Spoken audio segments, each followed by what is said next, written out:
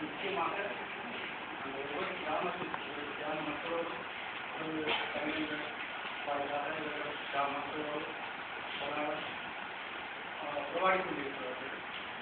இவர்கள் மக்களை மிகவும் நல்ல முறையிலே அவர்களை கண்காணித்து உங்களுடைய பயிற்சிகளை அனுப்புவார்கள் கொண்டு வருவோம்.